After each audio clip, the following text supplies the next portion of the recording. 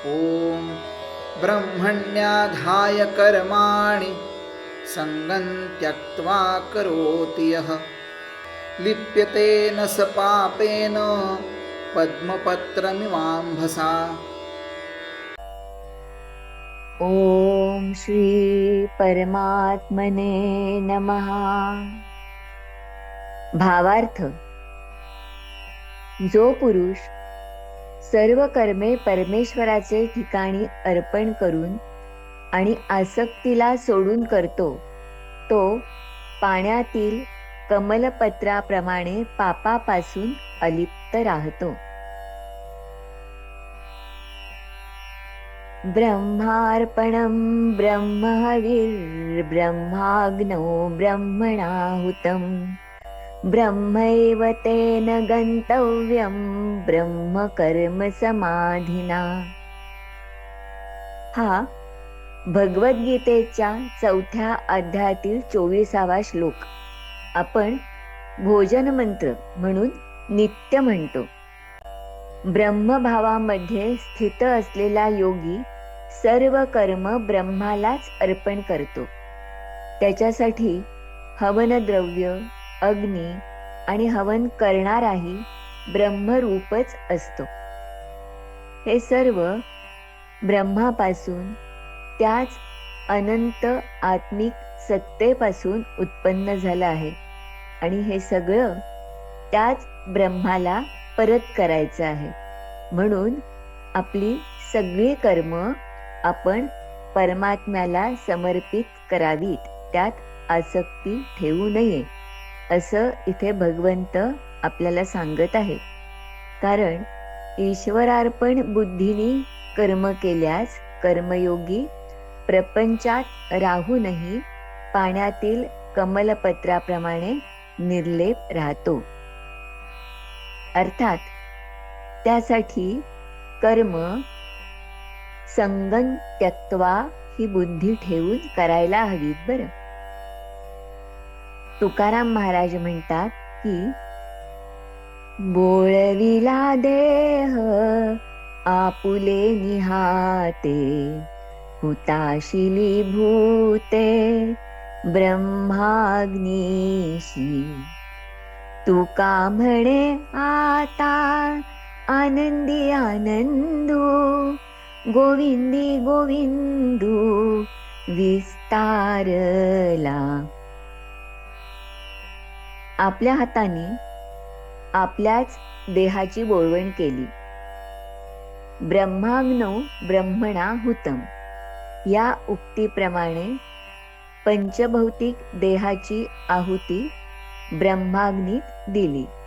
त्यामुळे सर्वत्र गोविंदच विस्तारला आहे असं तुकाराम महाराजांना दिसू लागलं. देहाचा अहंकार जाऊन व्यापकत्वाची अनुभूती त्यांना आली. खऱ्या अर्थाने विचार केला तर लक्षात येईल की या जगात मनुष्याचं कर्तृत्व असं काहीच नाही. याचं उदाहरण देताना रामदास स्वामी म्हणतात की मना सांग पारावणा काय झाले अकस्मात ते राज्य सर्वे बुडाले. खरी सत्ता तर ब्रह्माची आहे. आपण त्याला ईश्वराची, परमात्म्याची सत्ता असं म्हणतो. म्हणून असं असताना मी करतो, मी हे केलं, मी ते केलं असं म्हणण्याला काहीच अर्थ राहत नाही. बरं, म्हणूनच सर्व कर्म ईश्वरार्पण वृत्तीने अनासक्तीने करावीत असं इथे भगवंत सांगतायत. सर्व गोष्टी परमेश्वराच्या सामर्थ्याने, त्याच्याच इच्छेने, त्याच्याच सत्तेने होतात. या संदर्भात ज्ञानेश्वर माऊली म्हणतात की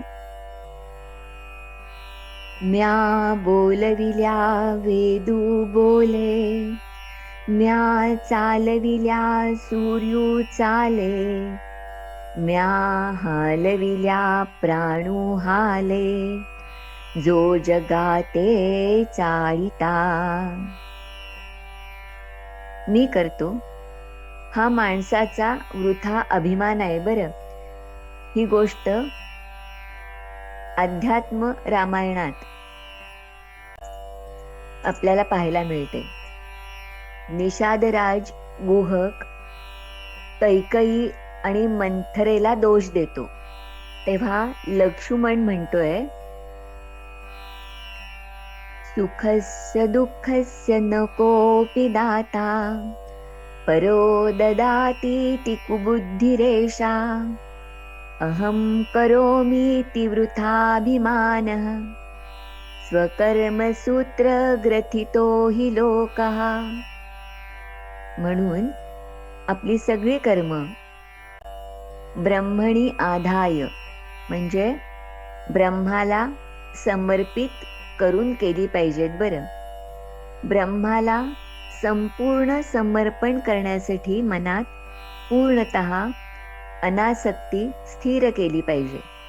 सगळी कर्म ब्रह्मात ठेवायची, म्हणजे ती कर्म परमेश्वरासाठीच आहेत असं समजायचं. त्यासाठी सर्व प्रकारच्या आसक्तीचा त्याग करायचा आहे. आता ही आसक्ती कशी सुटेल? सर्व कर्म ब्रह्मार्पण कधी होतील? जर अहंकार सोडला ना, मी करतो ही कर्तेपणाची भावना गेली की कर्म ब्रह्मार्पण होतात. मी केलं ही जाणीव नसली, कर्म करत असूनही केल्याची जाणीव नसली, केलेली कर्म स्वार्थरहित आणि जगाच्या हिताची असली ना, की मग ती कर्म ब्रह्मार्पण होतात, ईश्वरार्पण होतात. ज्ञानी व्यक्ती अहंकाररहित होऊन सर्व कर्म कशी करतात याचं वर्णन एकनाथ महाराज खूप छान करतात. त्यांसी विषयो देता का घेता आसक्ती नाही सर्वथा रस शोषूनी घेता देता अलिप्त सविता तैसे ते कर्म करूनी अकर्ता तोची अकर्तात्मबोध जाहला देता देही असोनी विदेहता तेही तत्वता आकळली. संगत्याग आणि संगमुक्ती. भगवद्गीतेत भगवंत अनेक ठिकाणी संगत्याग सांगतात. योगस्थ कुरु कर्माणि संगं त्यक्त्वा धनंजय त्यक्त्वा कर्मफलासंग नित्यतृप्तो निराश्रय. संग हा दोन प्रकारचा असतो. एक बाह्य संग आणि दुसरा अंतरसंग. कन्या, पुत्र, पत्नी, घरदार, स्थावर जंगम संपत्ती हा झाला बाह्य संग. तर ह्याविषयीची आसक्ती, अहंकार, अन्य गोष्टींची आसक्ती हा झाला अंतःसंग. जीवनाला कंटाळून निराश होऊन एखादी व्यक्ती घरदार सोडून वनात गेली हा झाला बाह्य संगत्याग. या बाबतीत एकनाथ महाराज म्हणतात की जो संगू सोडूनी दूर गेला तेणे संगू त्यागची केला. त्यांनी फक्त संघाचा त्याग केला, पण तो संघमुक्त झाला नाही. घरात राहूनही अनासक्त वृत्तीने कर्म करून जो स्नेह म्हणजे आसक्ती सोडतो ना, तो संगमुक्त होतो. संगी असोनी स्नेह सांडिला संगमुक्त जाहला तो जाणा. संगमुक्त आणि संगत्याग यातील सूक्ष्म फरक एकनाथ महाराजांनी इथे सांगितलेला आहे. अशा संगमुक्त पुरुषाचं वर्णन एकनाथ महाराज कसं करतात ते बघा. आश्रमधर्मी असता नित्यादी कर्मे आचरिता, मुक्तासी नाही कर्मबद्धता, अकर्तात्मा निजबोधे. मुक्त असोनी संसारी, संसार व्यवहार सर्व करी, परिसंसार दोष अंगावरी, तिळही भरी असेना. हाच विचार स्पष्ट करण्यासाठी भगवंत आपल्याला कमलपत्राचं उदाहरण देतात. सतत पाण्यात असूनही कमलपत्र कुजत नाही, ते अलिप्त असतं.